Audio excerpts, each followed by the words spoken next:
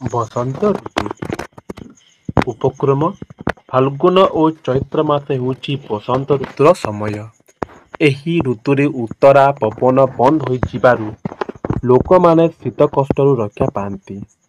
ବସନ୍ତ କାଳରେ ଦକ୍ଷିଣ ଦିଗରୁ ଦକ୍ଷିଣ ପବନ ବହି ମଣିଷ ଏବଂ ଇତର ପ୍ରାଣୀମାନଙ୍କୁ ବହୁ ଆନନ୍ଦ ଦିଏ।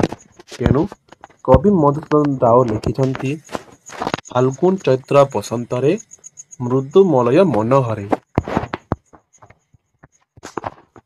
ବସନ୍ତ ପ୍ରକୃତି ବସନ୍ତ କାଳରେ ଶୀତ ଋତୁରେ ଉତ୍ତରା ପବନ ବନ୍ଦ ହୋଇଯାଏ। ଦକ୍ଷିଣ ଦିଗରୁ ସୁଲସୁଲିଆ ମଲୟ ପବନ ବହି ଆସେ। ଶୀତ ଋତୁରେ ଜାଡ଼ରେ ମଣିଷ, ପକ୍ଷୀ, ପଶୁ, କୀଟପତଙ୍ଗ ଓ ଗଛଲତା ନିସ୍ତେଜ ହୋଇ ପଡ଼ିଥାନ୍ତି। ବସନ୍ତ ଋତୁର ଦକ୍ଷିଣ ପବନ ବାଜି ସେମାନେ ପୁଣି ଜାଗି ଉଠନ୍ତି।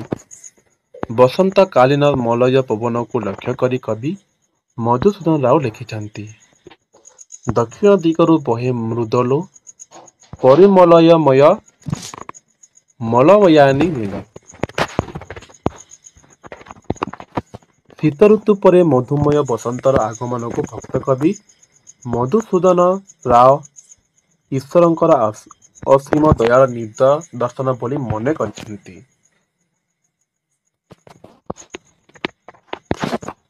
ବସନ୍ତ ଋତୁରେ ମଲୟ ପବନ ବାଜି ଗଛଲତାର ନୂଆ ପତ୍ର ଜନ୍ମେ। ପତ୍ର ଗହଲିଆ ହୋଇ ଗଛଲତା ଗୁଡ଼ିକ ଶାଗୁଆ ଦେଖାଯାଆନ୍ତି। କୋମଳ ପତ୍ର ଗୁଡ଼ିକ କେଉଁଠି ତମ୍ବା ବର୍ଣ୍ଣ, କେଉଁଠି ଶାଗୁଆ ଓ କେଉଁଠି ଅଳ୍ପ ଶାଗୁଆ ହୋଇଥିବାରୁ ଗଛଲତା ଗୁଡ଼ିକ ଚିତ୍ର ବିଚିତ୍ର ଦେଖାଯାଆନ୍ତି। ସେହି ପତ୍ର ଗୁଡ଼ିକ ଭିତରେ ନାନା ରଙ୍ଗର ଫୁଲ ଫୁଟେ, ଯଥା ଯାମିନୀ, ନିଆଲି, ଗୋଲାପ, ନିମ୍ବ, ଅଶୋକ, ବକୁଳ, ମାଧବୀ, କାଞ୍ଚନ ଓ ବାସଙ୍ଗ ଆଦି। ଏହି ଫୁଲଗୁଡ଼ିକର ସୁଗନ୍ଧ ଦକ୍ଷିଣା ପବନରେ ଚାରିଆଡ଼େ ବିଛାଡ଼ିତ ହୋଇପଡ଼େ। ନାଲି ରଙ୍ଗର ପଲାଶ ଫୁଲ, ହଳଦିଆ ରଙ୍ଗର ସୁନାରୀ ଫୁଲ, ଅଶୋକ ଫୁଲର ସ୍ତବଜ ଏବଂ ଆମ୍ବ ବଉଳ ବଡ଼ ସୁନ୍ଦର ଦେଖାଯାଏ। ଆମ୍ବ ବଉଳକୁ ଲକ୍ଷ୍ୟ କରି କବି ମଧୁସୂଦନ ରାଓ ଲେଖିଛନ୍ତି, ଆମ୍ବ ବଉଳ ଫଗୁଣ ମାସେ ଦିଗ ଚହଟଇ ତାର ସୁବାସେ। ନବୀନ ପଲ୍ଲବ ନବ କୁସୁମ ଧରିଅଛି ଦେହେ ରସାଲ ଦ୍ରୁମ। ଅଳ୍ପ ହଳଦିଆ ଆମ୍ବ ବଉଳରେ ଟିକି ଟିକି କଷି ଗୁଡ଼ିକ ବଡ଼ ସୁନ୍ଦର ଦେଖାଯାଏ।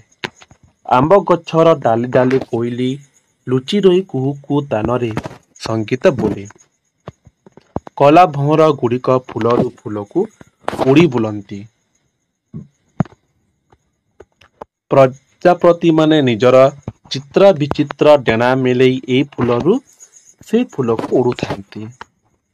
ମହୁ ସଂଗ୍ରହ କରିବା ପାଇଁ ଅସଂଖ୍ୟ ମହୁମାଛି ଫୁଲ ଗଛ ଆଡ଼କୁ ଉଡ଼ି ଆସନ୍ତି।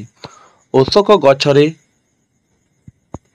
ହଳଦୀ ବସନ୍ତ ବସି ସୁନ୍ଦର ଦେଖାଯାଏ। ଦକ୍ଷିଣ ପବନରେ ଗଛଲତା ସବୁ ଦେହଲୁଥାନ୍ତି।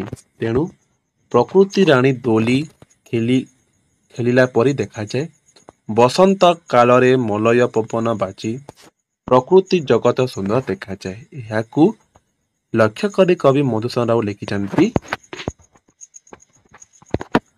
ଦିବସ ରଜନୀ ପ୍ରଦୋଷ ଉଷା ସର୍ବେ ପିନ୍ଧିଛନ୍ତି ବସନ୍ତ ଭୂଷା। ପର୍ବପର୍ବାଣୀ ବସନ୍ତ ପଞ୍ଚମୀ